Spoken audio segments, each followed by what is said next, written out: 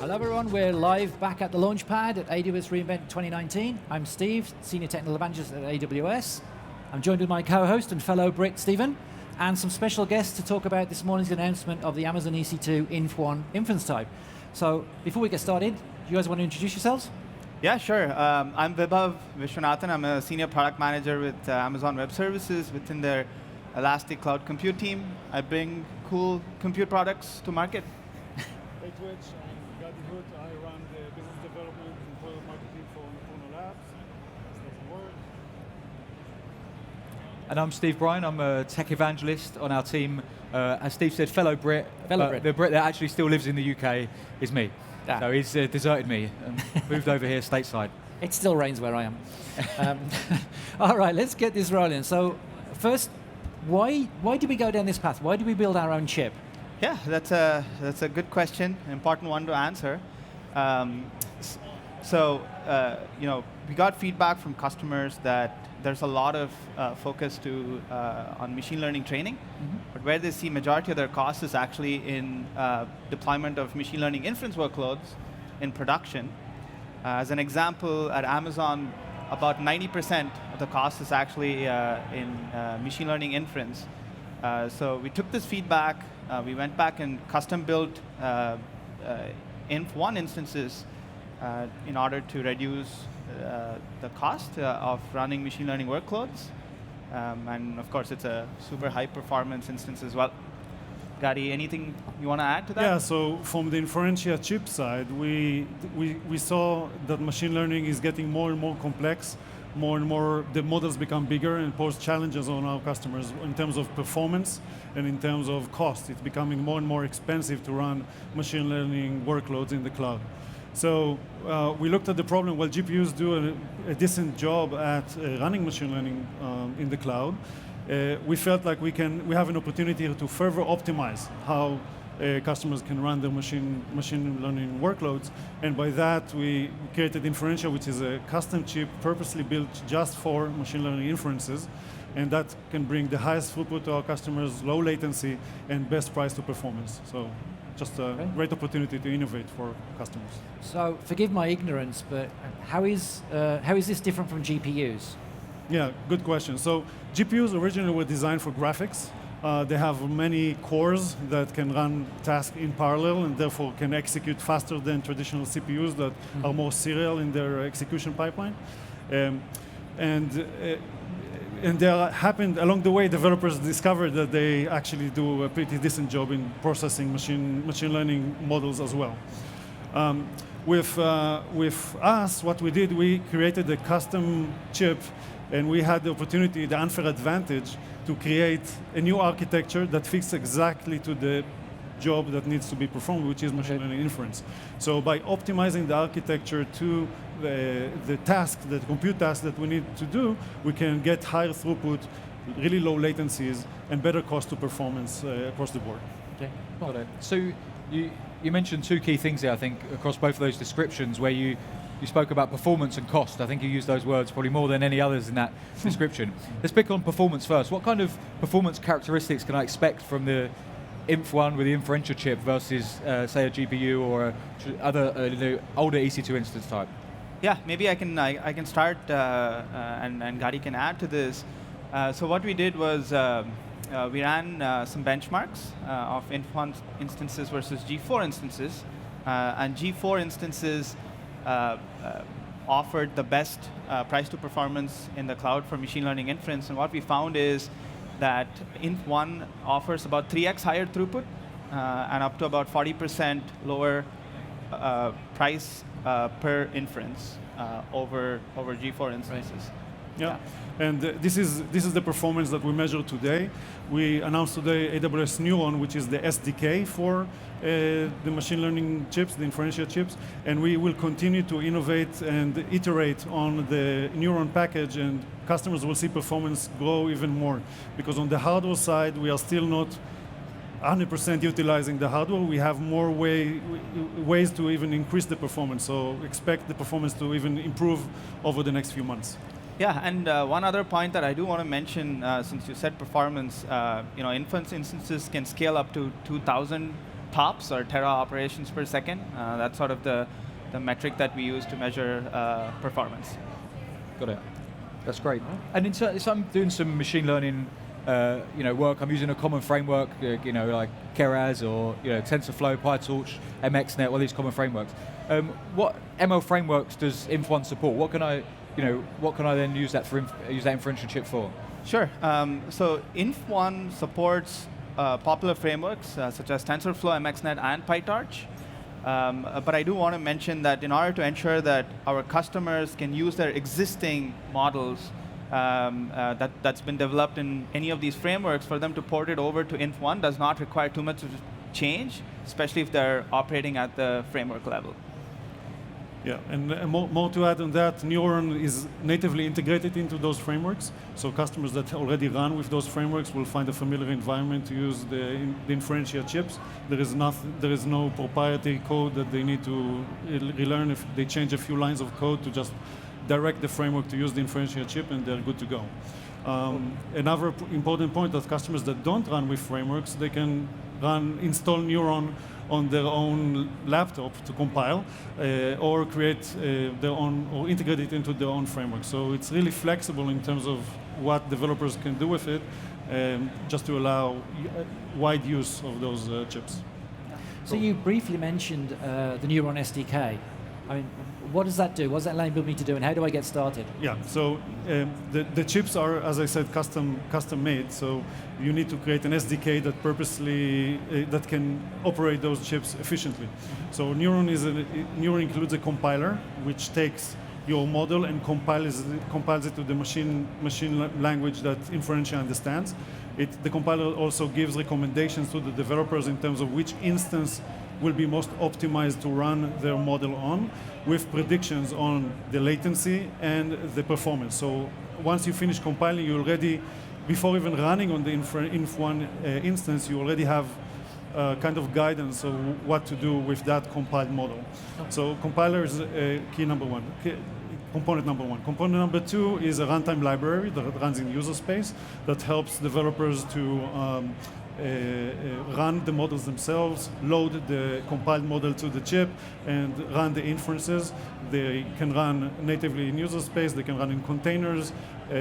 Users can also run multiple runtime libraries if they want to work in parallel, or they want to run in parallel different models. There are a lot of options for developers to optimize their application.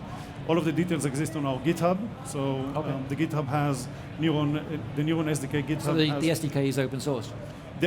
Great. So the SDK right now is not open source. Okay. We have plans to open source parts of it. Okay. Namely, the runtime and the firmware integration will be open source soon. Right. The GitHub also contains user guide and tutorials and the overall documentation on the compiler and how to use the tools that are included in Neuron. The last piece of Neuron is a set of tools that help you profile your model. So once you already run it on Inf1, you can use TensorBoard for visibility on exactly what was running on the chip and where are the bottlenecks and how you can further optimize your model and overall to achieve your overall application goals. Yeah, and since you mentioned getting started, maybe what I could also give a quick set of steps that customers can use to actually deploy a machine learning model using Inf1 instances, which obviously includes Neuron. So like a quick maybe 2 or 3 steps is, you build and train your model using like a P3 or P3DN instance, and then you use a Neuron to do ahead of time compilation. So you'll use a Neuron version of TensorFlow. You could use an instance like C5 to do the compilation. You get an output artifact, and this can be stored, say, in S3. And then then the last step is to actually deploy the model. So you create an Inf1 instance, or launch an Inf1 instance, install Neuron runtime and TensorFlow. You pick the right instance size. You distribute the compiled artifact using a method of choice, pulling it out of S3. Start TensorFlow, load the save model, and then you can execute the model. Pretty straightforward, pretty simple, and it should give you really high performance. Cool. So how do I scale this out? I mean, how do I scale out a large fleet of these instances? Sorry, could you repeat How that? do I scale out a large fleet of these instances? Yeah, Should I so need to? yeah, so after you've compiled the model, take the compiled model, and then the compiler will tell you what is the optimal The capacity and things like that, and you can use that to run it on the chosen size of Inferentia, or the Inf1 instance. Comes in 4 sizes right now, so it gives you an idea of what size would be optimal, and then you can deploy on those. You're stickering in the middle of a Launchpad. That's No. That's awesome. We have some new stickers. We have Yeah, some we got- Inf1 stickers. Oh, There you go. So we're just stickering up while we're here on I stage. didn't We have get our one. Inf1 stickers representing. I think, There we go. Now I have a sticker. Yeah. So, So is there a particular use case that you can walk through? Sure. Yeah. So the typical customer use cases would be things like image recognition, object detection, natural language processing, personalization, things like that. But one particular use case that I think is super interesting is our Amazon Alexa's text-to-speech service. And Amazon Alexa's text-to-speech service has been testing on Inf1 instances. They've found really good performance on it. They used to run on our P3 and G4 instances, and now they've seen a better performance at a much lower price, and we expect their performance to improve even more. Yeah, anything to add, Gadi, there? Yeah, so the Alexa team has been working for a few weeks to integrate Inferentia. They get out of the box, they got impressive performance numbers. But when you develop for Inferentia, there is also the ability to improve, as I said, with the profiling tools. So they have a few more weeks to work on improving their performance. But right now, out of the box, they are seeing 25% cost reduction compared to G4 instances, and lower latency than G4 instances, which enables them to deploy on Inferentia. Eventually, they will actually improve, and their projections we are getting from the improvements that we already identified are talking about 55% lower cost compared to G4 instances. So that's really exciting. Other customers that have real-time user-facing real-time applications that have like bounded latency where they need to get results fast, that's things like voice recognition or search, will find the Inf1 instances really compelling because they can really fine-tune and control their models to meet their performance targets and keep the cost at control. Cool. So there's a lot of obviously mention of cost and performance again.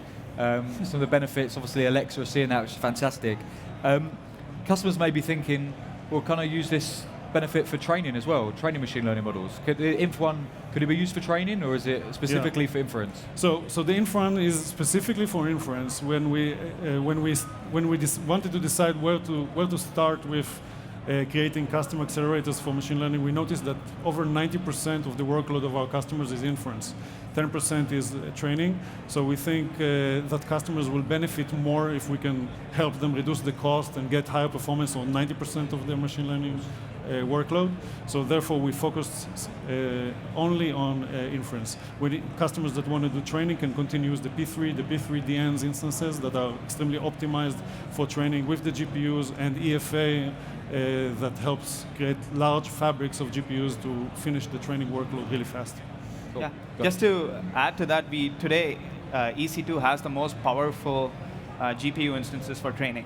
So as Gadi already mentioned, P3 and P3DN I think solves a lot of the customer problems that we see with machine learning training.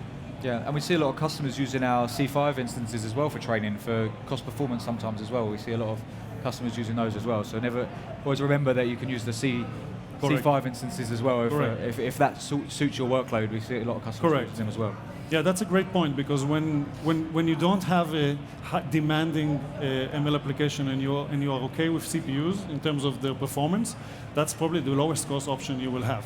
Yeah. So customers that need the high performance or the bounded latency for their real-time applications, they should probably look at GPUs or an Inf1. Yeah, absolutely. Yeah, we definitely have some customers in the UK that have been really successful with their C5s for their training. Mm-hmm. Someone's asking on Twitch if I can bring some stickers back. So I guess someone wants some Inf1 stickers in the UK. So if you stock me up, I'll make sure we bring some back to the UK for our community members out there. There we go. There's some stickers here. I'll put them in my bag. All right. So another question we'll bring them for back you. with us. So what's the difference between real-time and batch inference? Yeah, so depends on the application. Real-time applications, when we say real-time workloads, it means that these are interactive applications that require response. There is a request, and the response needs to come as fast as possible.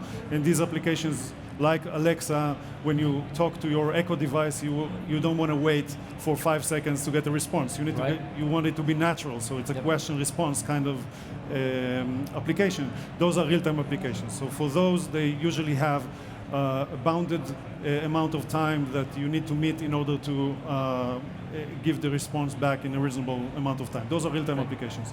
Batching is a technique to help reduce the cost of inference, where you take, instead of doing one by one, you can aggregate 100, 1,000, and then push them all down to the accelerator to crunch the data fast and then get the response back. So if you build your application correctly and you're not constrained with real-time requirements, you can certainly take down your cost per inference significantly down.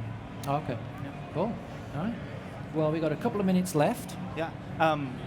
I do want to come back to one of the topics we were talking about earlier, which was on the C5 instance. Yeah. Maybe I think for our viewers, what will be useful is the EC2 choice for inference. Maybe I can take a minute quickly to talk through some options. So I'll start with Inf1. Inf1 is the lowest or the best price to performance for machine learning inference today. And if you are running on any sort of frameworks, we highly recommend you run on Inf1. It gives you very high performance at very, very low cost. Right? The second option is G4 instances, which is powered by NVIDIA's T4 GPUs. So if your model has, or necessitates the use of any NVIDIA developer libraries such as CUDA or CUDNN, then G4 is a good choice.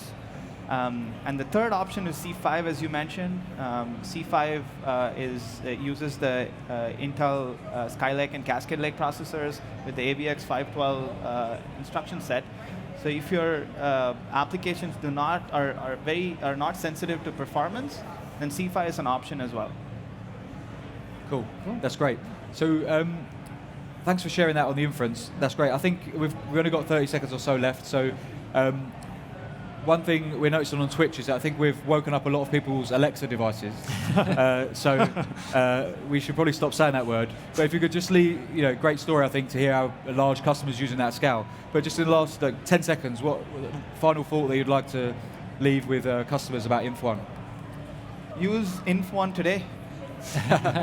Perfect. All right, cool. Right. All right, well, thanks for joining us. That's it for this segment. We'll be back shortly. Bye, kids. Thanks all. You got your bye, kids in. Awesome.